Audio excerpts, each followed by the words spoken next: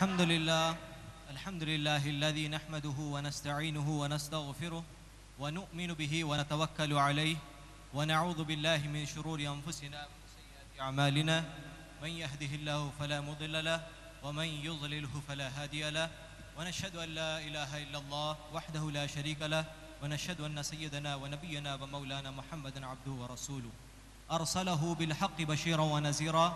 قال الله تعالى في القرآن المجيد والفرقان الحميد: أعوذ بالله من الشيطان الرجيم، بسم الله الرحمن الرحيم. إن الله وملائكته يصلون على النبي يا أيها الذين آمنوا صلوا عليه وسلموا تسليما. اللهم صل على سيدنا محمد وعلى آل سيدنا محمد وبارك وسلم. صدق الله العظيم وصدق رسوله النبي الكريم ونحن على ذلك لمن الشاهدين والشاكرين. الحمد للہ رب العالمین. نگاہ عشق و مستی میں وہی اول وہی آخر، وہی قرآن وہی فرقان وہی یاسین وہی طٰہٰ. اے ختم رسل سید کل سرور ذیشاں سلطانوں کے سلطان، تم قبلہ دل کعبہ جاں مرکز عرفاں اور حاصل ایمان.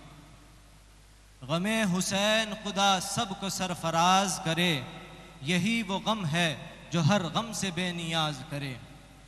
حسینیت جسے کہیے وہ سب کے بس کی نہیں، خدا کی دین ہے وہ جس کو سرفراز کرے. السلام علیکم ورحمۃ اللہ وبرکاتہ. اللہ کا بڑا فضل اور احسان ہے کہ اس نے ہمیں اپنی بندگی سے اور آقا سید عالم صلی اللہ تعالیٰ علیہ وسلم کی غلامی سے سرفراز فرمایا اور ہمارے قلوب کو مودت اہل بیت سے معطر اور منور فرمایا ہے. برادران عزیز، آج کی اس عظیم سالانہ کانفرنس کے انعقاد کا مقصد یہی ہے کہ لوگوں کو مقام اہل بیت سے آگاہی دلائی جائے اور اہل بیت کے کردار سے واقف کرایا جائے تاکہ اس کردار کو اپنا کر دنیا اور آخرت میں کامیابی حاصل کر سکیں. برادران عزیز، آج ہم مولا حسین کے ذکر کے لیے جمع ہوئے ہیں. وہ حسین جس کو آقا سید عالم صلی اللہ علیہ وسلم نے فرمایا سیدہ شباب اہل الجنہ، جنتی نوجوانوں کے سردار. وہ حسین جس کو آقا سید عالم صلی اللہ علیہ وسلم نے اپنا بیٹا کہا ہے. وہ حسین جس کی پاکی خود قرآن کرتا ہے. وہ حسین جو شبیہ مصطفیٰ ہے، جو شبیہ رسول ہے. وہ حسین جو جس کی محبت ایمان ہے. وہ حسین جس کی محبت نجات ہے. وہ حسین جس کی محبت نبی کی محبت ہے. وہ حسین جس کا رونا تک حضور کو گوارا نہ تھا. وہ حسین جس کے لیے آقا سید عالم صلی اللہ تعالیٰ علیہ وسلم نے فرمایا حسین منی وانا من الحسین، حسین مجھ سے ہے اور میں حسین سے ہوں. وہ حسین جس کے لیے فرشتے لباس جنت سے لباس لایا کرتے ہیں. وہ حسین جس کا جھولا فرشتے جھلایا کرتے ہیں. وہ حسین جس کا نسب سب سے اعلیٰ اور عرفہ ہے. برادران عزیز، یوں تو مولا حسین کے لیے کئی قرآنی آیات موجود ہیں اور کئی احادیث دستیاب ہے، لیکن میں نے آج جس آیت کریمہ کی تلاوت کی ہے اس میں اللہ تبارک و تعالیٰ ارشاد فرماتا ہے بے شک اللہ اور اس کے فرشتے اپنے نبی پر درود بھیجتے ہیں. اے ایمان والو، تم بھی ان پر درود بھیجا کرو اور خوب سلام بھیجا کرو. جب یہ آیت نازل ہوئی تو صحابہ اکرام حضور صلی اللہ علیہ وسلم نے کہا کہ اے لوگو، مجھے مبارکباد پیش کرو، کیونکہ اللہ نے آج مجھے وہ آیت عطا کی ہے جو مجھے اس دنیا اور ما فیہا، جو اس دنیا میں ہے، اس سے زیادہ محبوب ہے. تو صحابہ اکرام نے پوچھا یا رسول اللہ صلی اللہ علیہ وسلم، ہم آپ پر درود کیسے بھیجیں؟ تو حضور علیہ السلام نے فرمایا قل، کہو اللہم صلی علی محمد وعلی آل محمد. یہاں پر غور طلب بات یہ ہے کہ حضور علیہ السلام نے اپنی اہل بیت کو درود میں شامل کیا ہے. ایک اور روایت میں آتا ہے کہ حضور علیہ السلام نے فرمایا کہ مجھ پر ناقص درود، کٹا ہوا درود نہ بھیجو. تو صحابہ اکرام نے پوچھا یا رسول اللہ، ناقص درود، کٹا ہوا درود سے مراد کیا ہے؟ تو آپ نے فرمایا کہ ناقص درود، کٹا ہوا درود سے مراد یہ ہے کہ مجھ پر درود بھیجنا اور میری اہل بیت کو، میری آل کو بھول جانا، یہ کٹا ہوا درود ہے، ناقص درود ہے. گویا معلوم یہ ہوا کہ جب تک درود میں آل نبی پر درود نہ بھیجا جائے تو وہ درود بھی قبول نہیں. اور اللہ تبارک و تعالیٰ نے نماز میں درود ابراہیم رکھ کر یہ بتا دیا کہ جب تک نبی اور آل نبی پر درود نہ بھیجو تو تمہاری نماز بھی قبول نہیں. اسی لیے امام شافعی فرماتے ہیں یا اہل بیت رسول اللہ حبکم فرد من اللہ فی القرآن انزلہ یکفیکم من عظیم القدر انکم من لم یصلی علیکم لا صلاة لہ. یا اہل بیت رسول آپ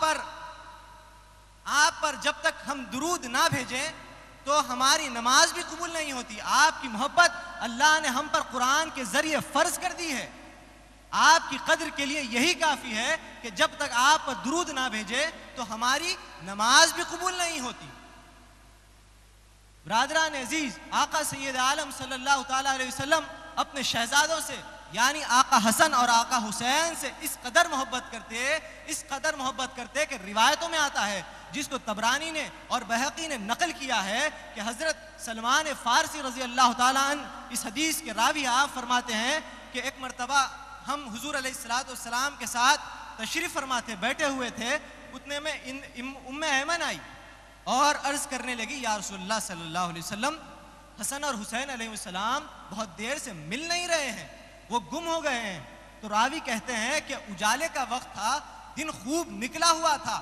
آپ صلی اللہ علیہ وسلم نے فرمایا چلو میرے بیٹوں کو ڈھونڈتے ہیں. سب اپنے اپنے راستے کو چلے گئے اور میں حضور علیہ السلام کے پیچھے پیچھے چلتا رہا. ہم چلتے رہے یہاں تک کہ ہم پہاڑوں کے درمیان آ گئے.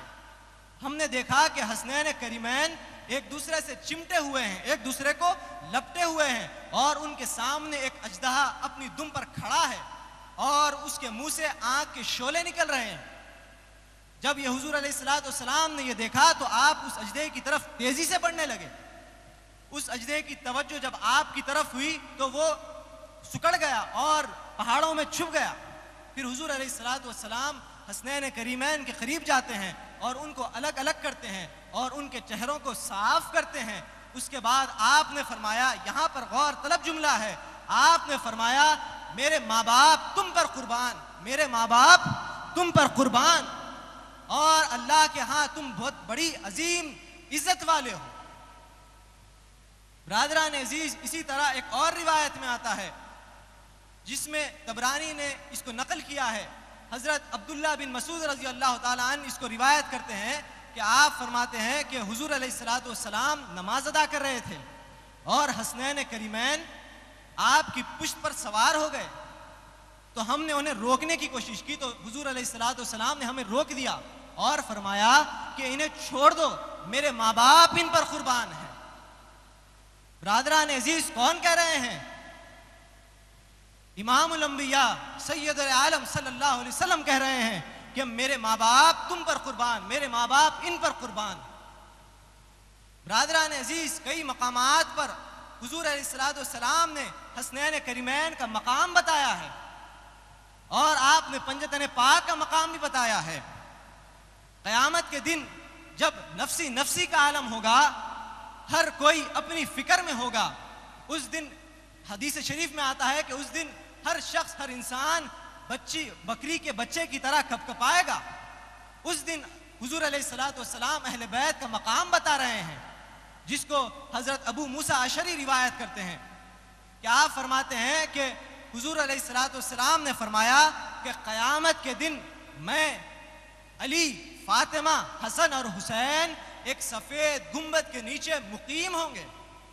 اسی طرح ایک اور روایت میں جس کو حضرت عمر بن خطاب رضی اللہ تعالیٰ عنہ روایت کرتے ہیں کہ آپ فرماتے ہیں کہ حضور علیہ السلام نے فرمایا کہ بے شک میں، علی، فاطمہ، حسن اور حسین جنت الفردوس میں ایک سفید گنبد کے نیچے مقیم ہوں گے جس کا چھت عرش خداوند ہوگا.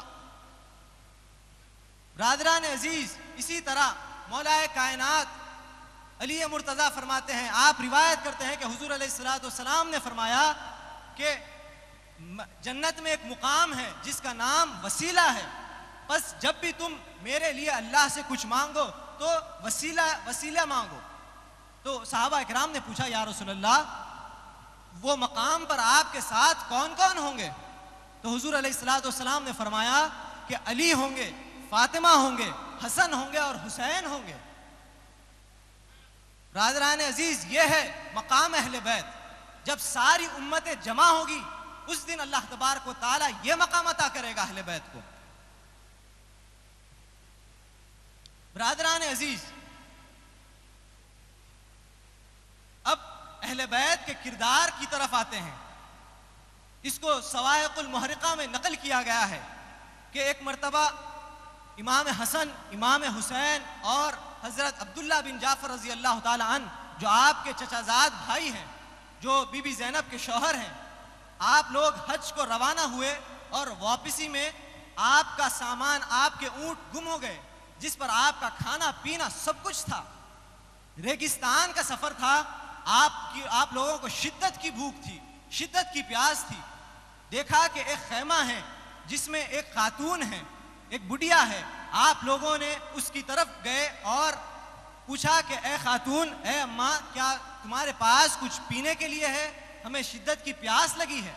تو اس نے کہا کہ میرے پاس پینے کے لیے پانی تو نہیں ہے، لیکن ایک بکری ہے اور اگر تم چاہو تو اس کا دودھ پی سکتے ہو۔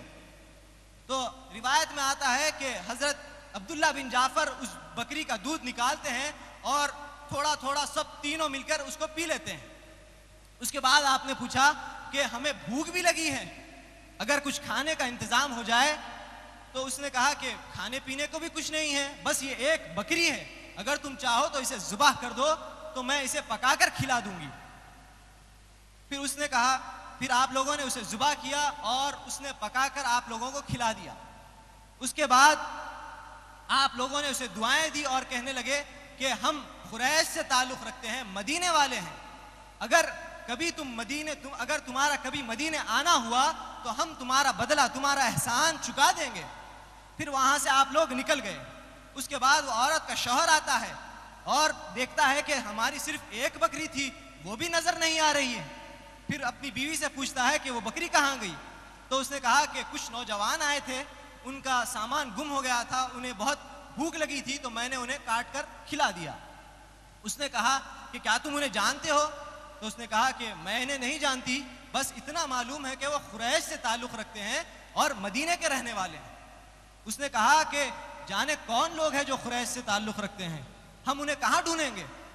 پھر اس کے بعد اس نے کچھ اسے غصہ کیا۔ اس کے بعد کچھ عرصہ گزرا، جب وہ عورت مدینے آئی اور اس کا گزر امام حسن علیہ السلام کے گھر کے سامنے سے ہوا تو آپ نے اسے پہچان لیا اور آپ نے اسے اپنے خادم کے ذریعے بلانے لگایا۔ جب وہ عورت آئی تو آپ نے پوچھا، اے خاتون، کیا تو نے مجھے پہچانا؟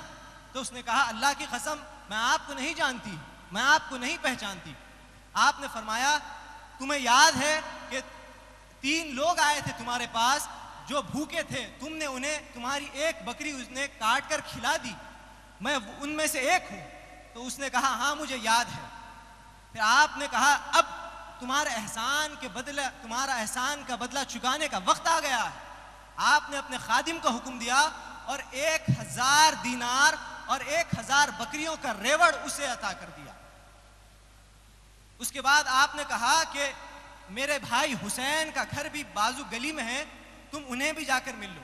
اپنے خادم کو حکم دیا کہ انہیں امام حسین کے گھر لے جائیں۔ پھر وہ خاتون امام حسین کے گھر جاتی ہے۔ اس کے بعد امام حسین پوچھتے ہیں کہ بھائی حسن نے تمہیں کیا دیا ہے؟ تو اس نے کہا کہ 1000 دینار اور 1000 بکریوں کا ریوڑ دیا ہے۔ تو آپ نے بھی اسے 1000 دینار اور 1000 بکریوں کا ریوڑ دے دیا۔ اس کے بعد پھر آپ نے کہا کہ میرے بھائی عبداللہ بن جعفر کا گھر بھی یہیں پاس میں ہے، تم ان سے بھی جا کر ملاؤ۔ پھر وہ عورت جاتی ہے اور حضرت عبداللہ بن جعفر سے ملتی ہے۔ آپ نے بھی اسے خوب عطا کیا۔ برادران عزیز، یہاں پر غور کرنے کی بات یہ ہے کہ اس کو صرف ایک بکری کے بدلے اہل بیت رسول نے روایت کے مطابق 3000 بکریاں کے ریوڑ اور 3000 دینار دے دیے۔ اللہ تبارک و تعالیٰ قرآن میں فرماتا ہے، هل جزاء الاحسان الا الاحسان، احسان کے بدلے احسان، اس سے اچھا کیا ہو سکتا ہے؟ برادران عزیز، یہ صاحب قرآن کے نواسے ہیں، یہ انہوں نے قرآن پر عمل پیرا ہو کر بتا دیا. ہمیں ان کے کردار سے سیکھنا چاہیے, ان کی سخاوت کو سیکھنا چاہیے. برادران عزیز, حسنین کریمین کی محبت ہو کہ پنجتن پاک کی محبت ہو, اللہ تبارک و تعالیٰ نے ہم پر قرآن کے ذریعے فرض کر دی ہے. قُلْ لَا أَسْأَلُكُمْ عَلَيْهِ أَجْرًا إِلَّا الْمَوَدَّةَ فِي الْقُرْبَى. اس آیت کے ذریعے ہم پر اہل بیت کی محبت, پنجتن پاک کی محبت فرض کر دی گئی ہے. احادیث کی دلالت پر یہ بات ثابت ہوتی ہے کہ اہل بیت کی محبت دراصل اللہ کی محبت ہے, اور اہل بیت کو نعوذ باللہ عزا دینا, ان کو تکلیف دینا, اللہ اور اس کے رسول کو تکلیف دینا ہے. اور جس نے اللہ اور اس کے رسول کو تکلیف دی اس کا ٹھکانہ سوائے جہنم کے کچھ نہیں, کیونکہ اللہ تبارک و تعالیٰ سورہ احزاب میں فرماتا ہے ان الذین یؤذون اللہ ورسولہ لعنہم اللہ فی الدنیا والآخرہ وأعد لهم عذابا مہینا. جس نے اللہ اور اس کے رسول کو تکلیف دی اس کے لیے دنیا میں بھی لعنت ہے اور آخرت میں بھی لعنت ہے, اور اس کے لیے دردناک عذاب ہے. جنت کے مالکوں سے بغض بھی اور دعا بھی کہ ہم جنت میں داخل ہو جائیں گے, ایسا کبھی نہیں ہو سکتا. برادران عزیز, انہی چند کلمات کے ساتھ میں اپنی گفتگو کو ختم کرتا ہوں. وآخر الدعوانا الحمدللہ رب العالمین.